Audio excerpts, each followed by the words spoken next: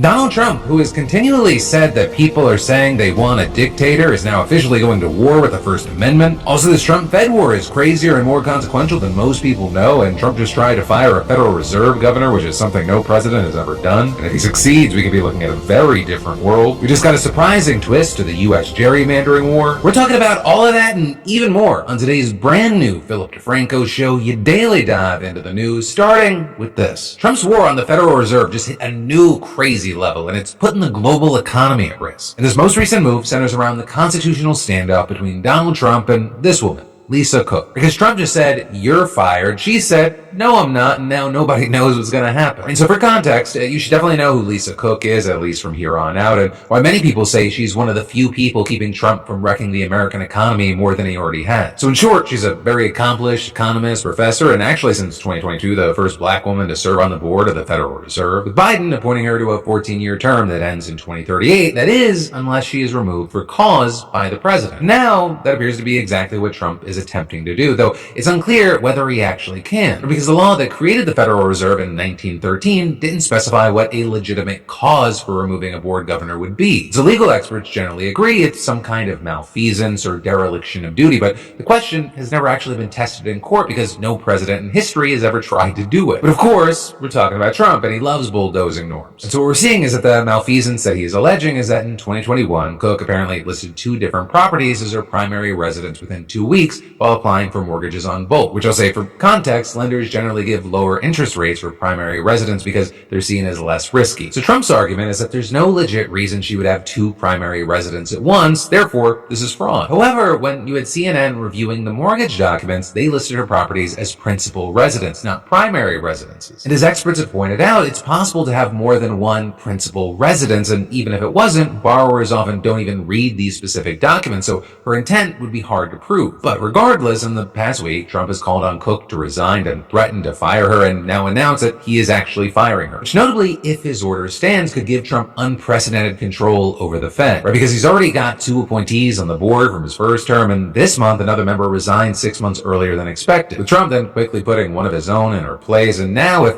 he replaces Cook as well, that would give him 4 allies on the 7-member board. Though, I will say, and this is a huge thing, to actually change interest rates, he would need a majority on the broader 12-member committee of which the board is a part, and that includes 5 presidents of the regional Fed banks. But also, in February, all the bank presidents will be up for renewal, and that has to be approved by the board. So if Trump controls the board, then he could exert pressure on the committee, and the final nail in the coffin is that he gets to appoint a new Fed chair in May, replacing Jerome Powell. All of which could get him what he's been trying to get for months now: very deep interest rate cuts. Because cutting interest rates speeds up the economy, and it makes it easier for the government to finance its budget deficit, which of course is something that Trump really needs to do after signing his so-called big beautiful bill. But while lowering rates may be good in the short term, it's arguably not so good in the long term. And that's for a number of reasons, including if the Fed's independence from political pressure is put in doubt, then so is its credibility as a guard against runaway inflation. And if investors think that there is a greater risk of inflation in the future, they might compensate for that by raising the interest on their own credit, making mortgages and other long-term loans more expensive for the average American. Plus, too much inflation is just bad in itself. All of which is why Trump's advisors have so far convinced him not to fire Jerome Powell, but Trump's getting antsy. Reportedly, he wants rate cuts as much as 3 whole percentage points, which in case it does not sound like much to you, to be clear, that is enormous, right? Even when the Fed cut rates by 1 point last year, that was considered a lot, and it's been holding out on any more cuts since then. And so in short, the stakes of firing Cook, they're huge, which is why everyone's been freaking out about it. But this is also where things get dramatic, because Cook, she's openly defying the president, with her saying last week after Trump threatened to fire her, "I have no intention of being bullied to step down from my position because of some questions raised in a tweet. I do intend to take any questions about my financial history seriously as a member of the Federal Reserve, and so I am gathering the accurate information to answer any legitimate questions and provide the facts." And then this week, after Trump fired her, or I guess at the least told her she was fired, Cook responded, "President Trump purported to fire me for cause when no cause exists under the law, and he has no authority to do so," and adding, "I will continue to carry out my duties to help the American economy as I have been doing since 2022. With her attorney then announcing today that they're suing the Trump administration, saying President Trump has no authority to remove Federal Reserve Governor Lisa Cook. His attempt to fire her based solely on a referral letter lacks any factual or legal basis. We will be filing a lawsuit challenging this illegal action." And you've got legal experts saying that on a first glance, they've got a pretty strong case, because not only has she not been convicted yet, she hasn't even been charged. I mean, this is all based on a criminal referral. Plus, there's the simple fact that even if the alleged fraud did happen, it took place before she entered her current role, which, just generally speaking, you could argue fraud matters. I think that is a valid thing. But whether something completely unrelated to her duties as a board governor counts as cause for firing, that's a separate question that the courts would have to answer. But with all that said, on the other side, you had Trump's Commerce Secretary Howard Lutnick making this argument on CNBC. A governor of the Federal Reserve literally signs her name and commits mortgage fraud, right? It's alleged that she's committed mortgage fraud, and she says, I'm not going anywhere. Well, the crook always says, I'm not going anywhere. And why would anybody defend that? The real question should be, did she commit mortgage fraud, yes or no? And if you did commit mortgage fraud, please get out of the federal government, get out of the seat of the governor of the Federal Reserve, and go away. But then you have critics of the move countering that anyone with 2 eyes and ears can see that this has nothing to do with Cook's supposed mortgage fraud. With, for example, one Fed historian telling the Washington Post, this is the escalation of a prolonged and ongoing assault on the Fed's legitimacy and the Fed's independence. It's for one purpose and one purpose alone, to bully the Fed to dramatically lower interest rates. Right, and that playing out as you had economist Paul Krugman saying on his Substack, if Powell caves or the Supreme Court acts supine again and validates Trump's illegal declaration, the implications will be profound and disastrous. The United States will be well on its way to becoming Turkey, where an authoritarian ruler imposed his crackpot economics on the central bank, sending inflation soaring to 80%. And the damage will be felt far beyond the Fed. This will mark the destruction of professionalism and independent thinking throughout the federal government. But then it goes beyond the Fed in another way, and that's the pattern of Trump using mortgage fraud allegations to persecute his political enemies. With, very interestingly, his administration making the same criminal referral for Letitia James, the New York Attorney General who sued him, and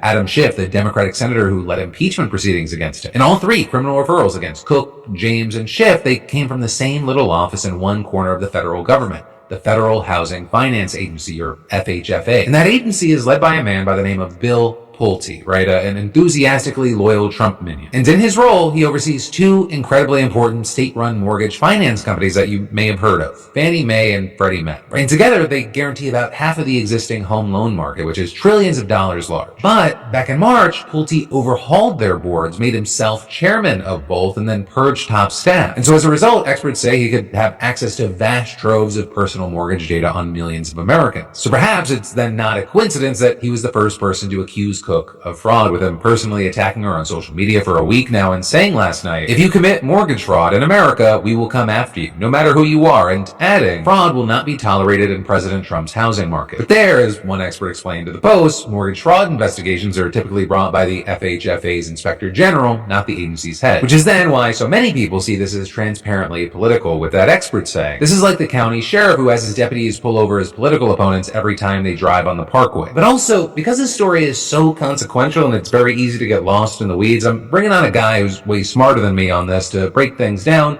economist Joey Politano. You might have seen him on X. He's also got a Substack newsletter where he writes about economics. You should definitely check it out, but we just jumped into it. So Joey, is there any historical precedent for what Trump's trying to do with Lisa Cook here? Very, very little. This is the first time a member of the Fed has been fired by the sitting president. And it's certainly the only time in which this is done with so little procedure beforehand. So people on the Fed have been removed before. I'll give an example of Richard Clarida, who was the former vice chair who left basically after an investigation into his stock picking behavior. But that's something where you had an inciting incident, years of investigation, internal to the Fed, and then not even a action by the president, but internal to the Fed, basically pressure to resign and then replace. The idea of just like firing someone off the bat is unheard of. And the only comparison points in American history are not pretty. It's stuff like Richard Nixon pressuring the members of the Fed to lower interest rates during his presidency. It's like very early on in the history, before the existence of an independent central bank. And the comparisons to foreign countries are also really not pretty. I think the closest example that you come to in places that aren't the United States is Erdogan in Turkey replacing the head of the Turkish central bank several times because he wanted lower interest rates, even though inflation was really high. And then inflation kept getting higher and higher in Turkey because he kept replacing the head of the central bank for keeping rates higher than Erdogan wanted. Do you feel like this is, I want to get rid of this person, let's work our way back from that? It's 100%. It's, I want to get rid of this person, let's work our way backwards from there. And now, obviously, you would, if this was a real thing, you could get someone in court, get a grand jury indictment, go forward, blah, blah, blah. That's not what they're doing in these cases. You know, this is specifically, I'm trying to discredit someone in a position of power who opposes me, and therefore I'm going to go to this accusation because they oppose me. I think it's very rich when people are saying, like, Donald Trump really cares about ethics in mortgage lending. You know, that is not something he genuinely cares about. And, I mean, you can point to his individual actions when he was a real estate mogul in falsifying records. That was way more extreme than claiming two places as a primary residence, which is not ipso facto illegal, by the way. And then secondarily, you know, people like Eric Adams, who, in my opinion, not as a legal expert, have done things that way worse. And the Trump administration has dropped the charges on them because they seem more willing to play political ball. So I do not think that if, you know, they discovered that one of the Trump appointees had done the exact same thing, would they have gone after them with their fervor? Absolutely not. If they discovered someone who, you know, was totally unrelated to the Federal Reserve, had done the exact same thing, absolutely not. And you'll remember even like a few weeks ago, the accusation was, hey, Jerome Powell, he's doing these renovations of the Fed building. Is he like doing corruption in renovating the building? You had that very silly scene with Trump and Powell in hard hats at the Fed building. Like, they were looking for a reason here, much more than just honestly saying, okay, let's look at the ethics of the Federal Reserve System. No, the thinking back to the Powell clip of, let me see that paper. Loved that. But the last thing I'll leave you with, or as far as the question is, you know, economists often say that greater independence for central banks is better for national economies as a whole. What can you tell me? What does the data and research say there? It's 100% in that camp. There's very few things that every single economist is going to agree on. The idea that the Federal Reserve should be insulated from short-term political pressure is one of them, one of the major ones. And so the reason why Nixon wanted more control of the Fed, you know, his strategy was much more subterfuge political pressure than the more like the obvious strategy that Trump is going. But he wanted rates lower in election years so that the economy would grow more at the cost of more inflation. The problem is if you keep doing that, eventually you just get inflation and you don't get the economic growth. And so there's no economist that's going to sit there and tell you and say that the Federal Reserve decision, the interest rate decision is being made at the level of the president, which is seemingly what this administration wants, is a good idea. And there's a reason why no country does it like that. Joey, thank you for the time. Thank you for having me on. And then there's more I'm going to dive into with you in a second. But first, let me say, a buddy of mine recently got hacked and then someone applied for a credit card in his name through, let's say, a very well-known bank we all know. He calls them the second he finds out and their response is, sorry, don't know what to tell you. And not only was the card approved, they wouldn't tell him where it was being sent or how to stop it. I mean, talk about feeling helpless. And that's just one of the reasons I use NordProtect, today's sponsor, and a legit all-in-one hub to protecting your identity. I mean, it monitors everything, the dark web, your credit, even criminal records, all in one place, working quietly in the background 24/7. You get real-time alerts if someone opens an account in your name or if your info gets leaked. When I added my details, it instantly flagged multiple breaches I didn't even know about. And if things go sideways, NordProtect includes up to $1 million in recovery coverage, plus a dedicated case manager to walk you through cleanup. They also cover cyber scams, extortion attempts, and even malware-related damage. Setup's quick, supports 24/7, and their flexible plans actually make sense. So, hey, if you want protection that actually does something, scan the QR code or go to nordprotect.com/PhilProtect and use code PhilProtect for an extra 5% off. It's nordprotect.com/PhilProtect, code PhilProtect. Protect your identity before someone else uses it. But then, jumping back into the news, we gotta talk about the fact that even if Trump is attacking the independence of the Fed, he isn't a dictator yet, but a lot of people want him to be. And I'm not saying that hyperbolically, I'm not even saying it anecdotally. Like, this is what the numbers are showing us. Right, so Trump, he recently responded to criticism over his current and planned future deployment of the military in U.S. cities. And they say, we don't need him, freedom. He's a dictator. A lot of people are saying maybe we like a dictator. I don't like a dictator. I'm not a dictator.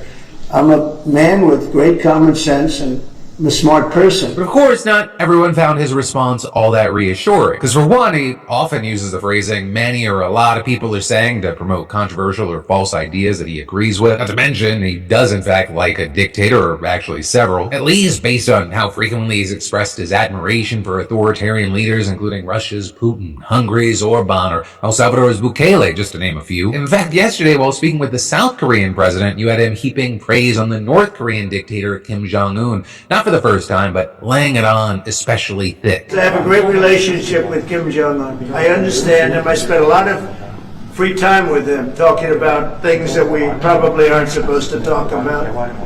And, I get along with him really well. I think he has a country of great potential, tremendous potential. And actually, even before that meeting, when speaking to the press in the Oval Office, he was talking about Kim Jong-un kind of like, have you ever had that friend that's in a relationship with someone you're like, that is not a good relationship, and they respond, I know him better than you do. I know him better than anybody, almost, other than his sister. With Trump then continuing and acting like he's kind of a hero for being so honest about Kim Jong-un. I'm not supposed to say I really like him a lot, because if I do that, I get killed in the fake news media. But I got along with him very well, and we had no problem. You then also had Trump saying things like he'd like to rename the Department of Defense back to what it was called before World War II, the Department of War. Though notably, even there, he was thinking about doing stuff unilaterally. How do you plan to do that? It requires an act of Congress to rename the Defense Department to the Department of War. We're just going to do it. I'm sure Congress will go along if we need that. I don't think we even need that, but if we need that, I'm sure Congress will go along. But back to the main point. Whether or not Trump actually wants to be dictator, though it seems a certain way, there are actually a lot of Republicans who would seemingly be more than okay with that. I mean, you have things like before the last election, more than 24% of Republicans saying that if Trump lost, he should do whatever it takes to take power. And now that he's back in office, polls consistently have shown that the views haven't changed. In one, for example, 28% of Republicans said the country needed a president who was, quote, willing to break some rules and laws to set things right. And in another, 44% said that the court shouldn't even be allowed to review Trump's policies. Out there, full send, fuck a check, fuck a balance. These are really important polls and numbers you shouldn't forget and you should keep in the back of your mind. But then actually, speaking of something a dictator might do, we should talk about how Trump just declared war on the First Amendment as we know it. Because yesterday, Trump signed an executive order titled prosecuting burning of the American flag. Trump's order demanding that his administration prosecute those caught desecrating the Star-Spangled Banner. And if that move is raising some red flags to you, yeah, not only because it seems like something that would be protected by the First Amendment, but the Supreme Court already gave a ruling about burning flags more than 30 years ago. Right back in 1989, the Supreme Court issued a 5-4 ruling that found burning the American flag is protected by the First Amendment. And then they upheld that in 1990 when Congress tried passing a law banning the burning of flags despite the initial Supreme Court ruling. However, a specific thing that we're seeing from Trump's new order is that he's arguing that people burn the flag in order to incite riots and violence. Right, so to a different degree, kind of like someone yelling fire in a crowded movie theater. And so he's ordering Attorney General Pam Bondi to investigate cases where flags were burned to see if those people can be hit with another charge like disorderly conduct, property destruction, or environmental laws. So the order doesn't outright criminalize burning flags, it is setting up yet another court battle over the issue. A battle that it seems that he's wanting to have so that it can make its way to the Supreme Court where, big thing, you have a much more conservative Supreme Court than back in 1989, and they've shown they kind of don't give a shit about precedent. If you've been paying attention, all of this has been a long time coming. Trump's spoken out against the desecration of the American flag for years. Last year he gave an interview with Fox and Friends saying anyone who desecrates the flag in any way should go to prison for a year and dadding. People will say, oh, it's unconstitutional. Those are stupid people. Those are stupid people that say that we have to work in Congress to get a 1-year jail sentence. Hell, not only was he pushing the 1 year in jail idea back in 2016, he said on Twitter at the time, perhaps loss of citizenship or a year in jail. And one of the big things here is that general opinion seems to agree with him. A YouGov poll from 2023, for example, showed that nearly 60% of people always disagree with burning flags at protests. And then you see things like a YouGov poll back in 2020 finding that 50% said that it should be illegal. Hell, you go back far enough, even Hillary Clinton stood against it back in 2006. She even took to the Senate floor on behalf of a bill titled the Flag Protection Act that would have made it a crime to desecrate the flag. I agree wholeheartedly that maliciously burning or destroying an American flag is a deeply offensive and despicable act. What I do know, though, generally is where you and kind of passerbys stand. Right? Because this morning in a YouTube community poll, I asked you whether or not you think burning the American flag should be illegal. But then the vast majority of y'all given a resounding no, and really only around 11% being split between yes and unsure, which I expected, but definitely an interesting result, especially as we're seeing Trump's new order sparking a lot of backlash from experts, people like Robert Corn Revere, chief counsel of the Federation of Individual Rights and Expression, saying you don't have to like flag burning, you can condemn it, debate it, or hoist your own flag even higher. The beauty of free speech is that you get to express your opinions even if others don't like what you have to say. But it's also not just experts bothered. You're seeing regular folk as well as vets. And in fact, you had a man who identified himself as a 20-year combat veteran posting up in Lafayette Square across the street from the White House yesterday, burning an American flag in protest to Trump's executive order. No president can make a law, period. No Congress will make a law infringing on First Amendment rights. I'm burning this flag as a protest to that illegal fascist president that sits in that house.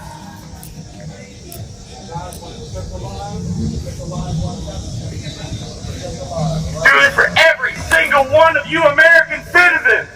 We burn this flag in protest. Right now, the fire was quickly put out by law enforcement, and the man was detained by the Secret Service before then being turned over to the U.S. Park Police, which arrested him for violating a statute that prohibits lighting a fire in a public park. Right, one of the things that you've seen is that the online conversation surrounding that video has been fairly mixed, right? Some people calling him disrespectful and an idiot, while others have said things like, so happy he did this. I hope they give him the mandatory 1 year and he then takes his case all the way to the Supreme Court so they can rule once again that flag burning is protected under the First Amendment. Mad respect. But again, that thinking assumes that the Supreme Court will honor precedent here. There's still less than a year second Trump administration sprint that we've been seeing.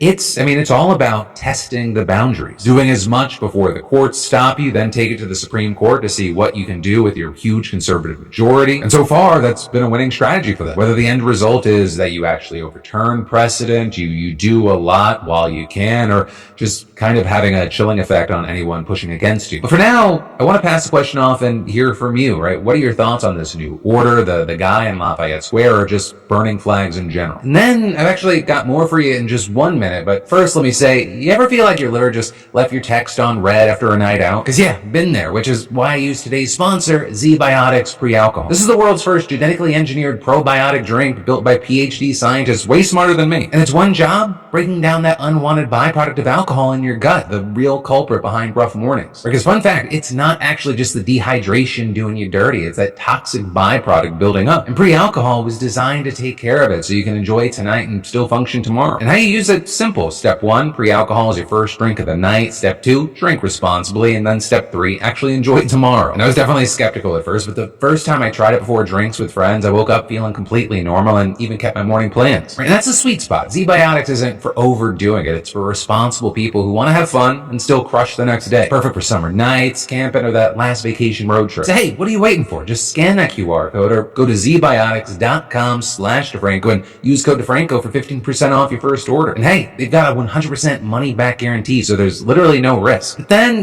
diving back into the news, free speech. It's not the only pillar of democracy that seems to be at risk of crumbling. Right? Because this U.S. gerrymandering war, it's just getting bigger and bigger. With now another state redrawing its congressional map in the middle of the decade. Though this time it's said to prevent gerrymandering, and it's on a judge's order. Right? Because in Utah, you have Judge Diana Gibson ruling against the state's Republican-led legislature and ordering new maps drawn for 2026. With the reasoning having less to do with the actual design of the old maps, but the way we ended up with them in the first place. Right? Because back in 2018, Utah voters approved a ballot initiative setting up an independent redistricting commission to draw boundaries for the state's legislative and congressional districts. But then, wouldn't you know it, in 2020, the lawmakers there effectively repealed the initiative by transforming the commission into an advisory board that they could just ignore if they disagreed with its recommendations. And the next year, that's exactly what you saw happen, with lawmakers rejecting every congressional map put forward by the board and just coming up with their own vision. But now you've got Judge Gibson ruling that the state legislature unconstitutionally repealed the ballot measure in writing. Redistricting redistricting is not a mere exercise in political line drawing,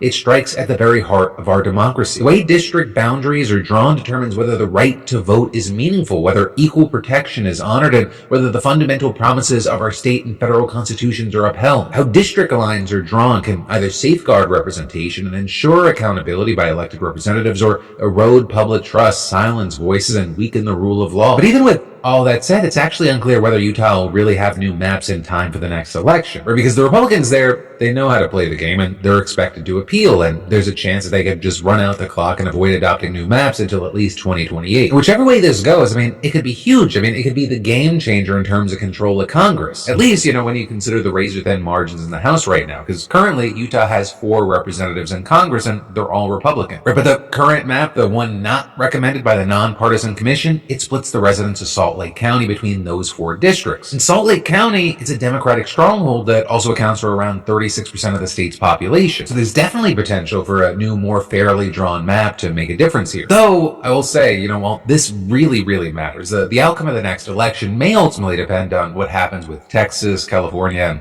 whatever other states decide to get involved in the ongoing gerrymandering war. Because as we've talked about in detail, Trump asked Texas for 5 more Republican seats in Congress. They said, yes, daddy, of course, daddy, and the legislature approving a new map over the weekend. And then, on the other side, in response to that, you had California Governor Gavin Newsom and state Democrats setting up a special election in November that will let people vote on whether or not California should counter Texas with a new map of its own. But with California, you have Trump saying they are going to try to torpedo that. You mentioned Gavin Newsom on crime. Gavin Newsom, yes. Is there a federal mechanism you're hoping to use to fight back against his redistricting constitutional amendment, or is that... Well, I think I'm going to be filing a lawsuit pretty soon, and I think we're going to be very successful in it. We're going to be filing it through the Department of Justice. That's going to happen. With then Newsom saying in response to that, bring it. But of course, it's not clear yet if and when the DOJ will actually bring it, or what kind of case they'll try to make, or if Trump's just kind of talking out of his ass. But either way, there's already another challenge to Newsom's plan, and this coming from California Republicans filing an emergency petition asking the state Supreme Court to block the November ballot measure, with a 432-page complaint arguing that the plan violates the state constitution and certain state laws, and Republican State Senator Tony Strickland saying, as long as I have breath in my body, I am going to fight every step of the way. Every loophole they do, every constitutional measure they break, we're going to challenge them in court. So that is, oddly, Strickland didn't have much to say in the way of criticism for Trump or Texas Republicans in their redistricting efforts. It's funny how that works. It's almost like you stand for nothing except trying to get more power for you and your buddies. But the same can't be said of 13 Texas residents who have now filed a lawsuit alleging that the state's redrawn districts are racially discriminatory, or with their complaint saying that what we've seen is an unnecessary mid-decade revision of Texas's congressional districts that intentionally dismantles majority-minority districts from the prior plan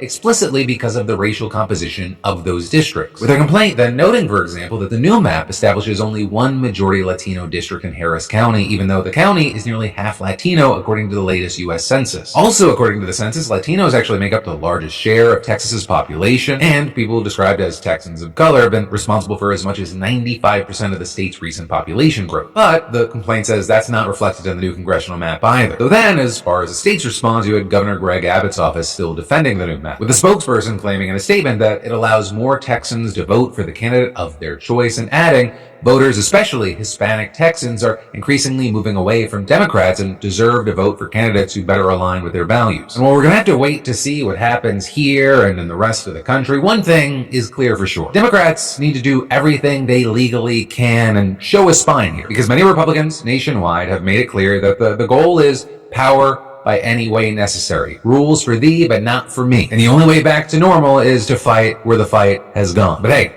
that's just one idiot's thoughts, I guess. The next in other grim news about the future of America, if you're an entry-level worker, AI is already taking your jobs. And that's not just anecdotal. This is actually backed up by a first-of-its-kind study now. Or with that new study, which was released just today by 3 Stanford economists, appearing to provide hard evidence to support the stories we've been increasingly hearing for years now about AI stealing jobs. Now, notably, I'll say the research hasn't yet been peer-reviewed, but the work, it's very thorough, and the research has accounted for other explanations that could impact employment. For things like economic shocks that affect certain industries and firms, the impact of remote work and outsourcing, the general slowdown in tech hiring, and post-COVID education trends. And their findings here, they are massively consequential. Right? I mean, specifically, the economists analyzed data from ADP, the largest payroll software provider in America, and they drew from records for millions of workers across tens of thousands of firms. With that data also including detailed information on workers' ages and occupations, and that's actually very significant because, as the Wall Street Journal explained, the specificity of the data means that this reporting is, quote, one of the clearest indicators yet of AI's disruptive impact and is far more comprehensive than the survey of households the Labor Department uses for its monthly employment report. And actually, at first, when the economists looked at the data as a whole, it didn't appear that AI was having a major impact on jobs. That's likely because, generally speaking, most industries aren't seeing sweeping gains from AI, at least from a business perspective. Or because, at least currently, most of the benefits are concentrated within a few specific occupations. And so the researchers zooming in and looking at specific positions where AI could be used to automate many key tasks of workers. Jobs like software developers, receptionists, translators, and customer service representatives.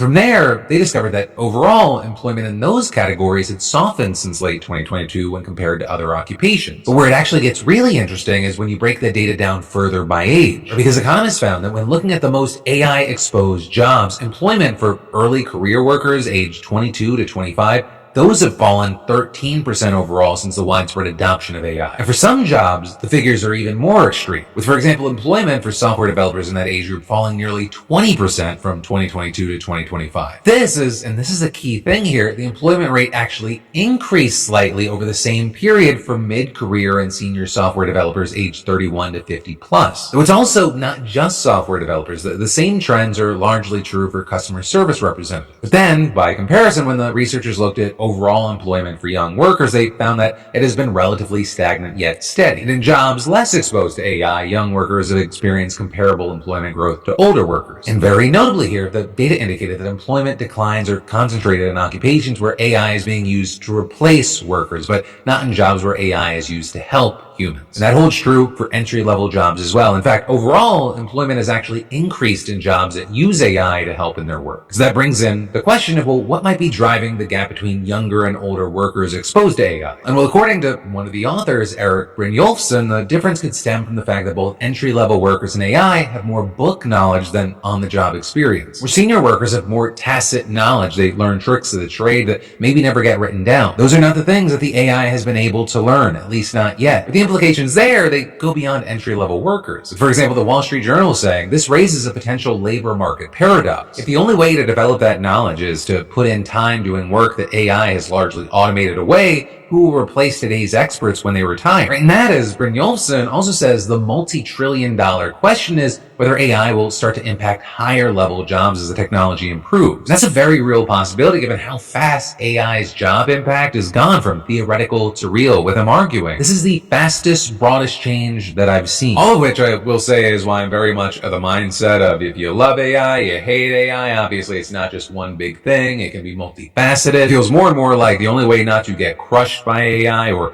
passed up because of AI is to learn how